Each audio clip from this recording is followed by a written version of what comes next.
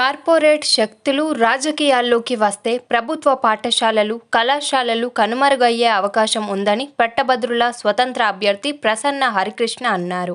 జగిత్యాల జిల్లా ధర్మపురి పట్టణంలో పట్టభద్రులతో నిర్వహించిన ఆత్మీయ సమ్మేళనంలో ఆయన పాల్గొన్నారు. రాష్ట్రంలో జాబు క్యాలెండర్ కాగితాలకే పరిమితమైందని, శాసన మండలి వ్యవస్థ అలంకరణప్రాయంగా మారిందని ఆరోపించారు.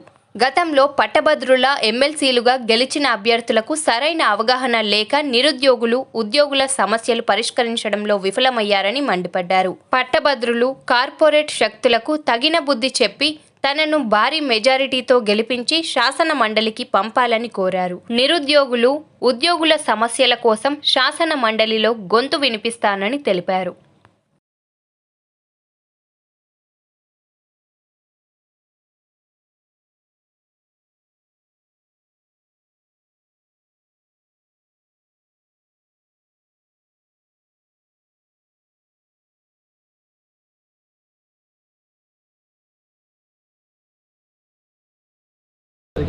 మరి ఎవరు కూడా పట్టభద్రుల సమస్యలను ప్రభుత్వం దృష్టికి ఎక్కడ కూడా తీసుకెళ్ళినటువంటి నేపథ్యం అనుభవం లేదు.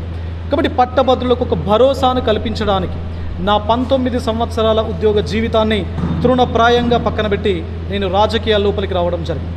సో ఓటర్ మహాశయులారా, పట్టభద్రులారా, నిరుద్యోగ మిత్రులారా, ఉద్యోగులారా, ఒకటే ఆలోచన చేయండి.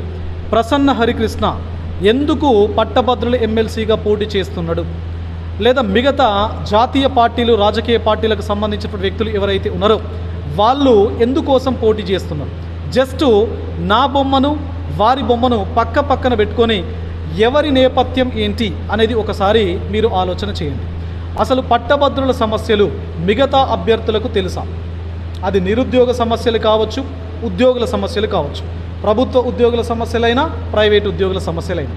మరి ఈ సమస్యల పట్ల మిగతా అభ్యర్థులకు పని చేసినటువంటి అనుభవం ఉందా? లేదా మీరు ఓటు వేస్తే వాళ్ళు భవిష్యత్తు లోపల అసలు పనిచేస్తారు? నేను ఐఎమ్ ప్రూవెన్. గతం నుంచి నేను నిరుద్యోగుల కోసం పనిచేస్తున్నాను. 15 ఏళ్ల నుంచి నేను ఉద్యోగుల సమస్యల పట్ల అవగాహన కలిగి ఉన్నాను.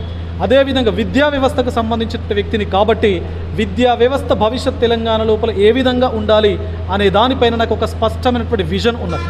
కాబట్టి ఇలాంటి వ్యక్తిగా నేను మీ ముందుకు ఈరోజు ఎన్నికల రణక్షేత్రం లోపలికి వచ్చాను. సో దయచేసి ధర్మపురి నియోజకవర్గానికి సంబంధించినటువంటి ఓటర్ మహాశయులందరికీ కూడా ప్రసన్న హరికృష్ణ ఎవరో కాదు, ప్రసన్న హరికృష్ణ మీ కుటుంబ సభ్యుడు, ప్రసన్న హరికృష్ణ మీ సోదరుడు. మరి మీ సోదరుణ్ణి పార్టీలకు అతీతంగా ప్రసన్న హరికృష్ణ అనేటువంటి పేరుకు ఏ పార్టీని దయచేసి ఆపాదించకండి. సో పార్టీలకు అతీతంగా ఈ వ్యక్తి శాసన మండలి లోపల ఉంటే తప్పనిసరిగా మీకోసం పనిచేస్తాడు అనేటువంటి ఒకే ఒక నమ్మకంతో నన్ను మీరు ఆశీర్వదించి మీ ఓటు వేసి శాసన మండలికి మీరు పంపిస్తారు అని చెప్పేసి మనస్ఫూర్తిగా మీ అందరినీ కూడా రిక్వెస్ట్ చేస్తున్నాను. బ్యాలెట్ పేపర్ పైన 3వ నంబర్ ప్రసన్న హరికృష్ణది. మరి ఈ 3వ నంబర్కి ఎదురుగా మీ మొదటి ప్రాధాన్యత ఓటును అంటే 1 అని రాస్తే తప్పనిసరిగా మీ యొక్క గొంతుక ప్రసన్న హరికృష్ణ రూపంలో శాసన మండలి వేదిక పైన గర్జిస్తుంది, ప్రభుత్వాన్ని ప్రశ్నిస్తుంది.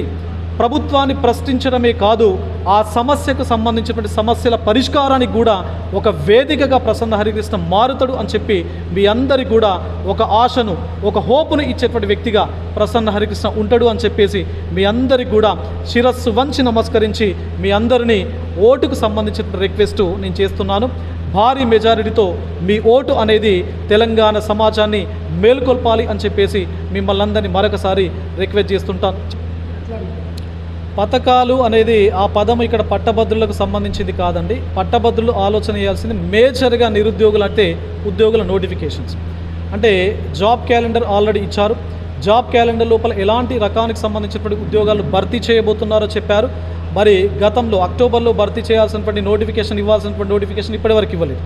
అంటే జాబ్ క్యాలెండర్ ఇవ్వడమే కాదు, తప్పనిసరిగా దాని ఒక ప్రాపర్ వే లోపల అమలు చేయడం కోసం పట్టభద్రుల యొక్క గొంతుక, పట్టభద్రుల ఎమ్మెల్సీ రూపం లోపల మండలిలో ఉంటే ప్రభుత్వానికి మాటిమాటికి గుర్తు చేసే అవకాశం ఉంది. కాబట్టి సో ఆ గొంతుక ప్రసన్న హరికృష్ణ ఎందుకు కాకూడదు అనేటువంటి ఉద్దేశంతో నేను ఈ రాజకీయాల లోపలికి వచ్చాను. ఎందుకు ఈ ఎమ్మెల్సీ అనేటువంటి పదవి చాలా పవిత్రంగా అండ్ ఈ విధంగా నేను ట్రీట్ చేస్తున్నాను అన్నప్పుడు ఇప్పటి వరకు చాలాసార్లు మీరు ఎన్నికల లోపల ఓటు వేసుంటారు. 2007 నుంచి 2019 వరకు 4 సార్లు ఎన్నికలు జరిగాయి. మరి ఎవరు కూడా పట్టభద్రుల సమస్యలను ప్రభుత్వం దృష్టికి ఎక్కడ కూడా తీసుకెళ్ళినటువంటి నేపథ్యం, అనుభవం లేదు. కాబట్టి పట్టభద్రులకు ఒక భరోసాను కల్పించడానికి నా 19 సంవత్సరాల ఉద్యోగ జీవితాన్ని తృణప్రాయంగా పక్కన పెట్టి నేను రాజకీయాల లోపలికి రావడం జరిగింది.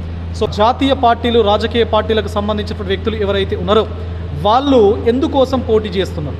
జస్ట్ నా బొమ్మను, వారి బొమ్మను పక్కన పెట్టుకొని ఎవరి నేపథ్యం ఏంటి అనేది ఒకసారి మీరు ఆలోచన చేయండి.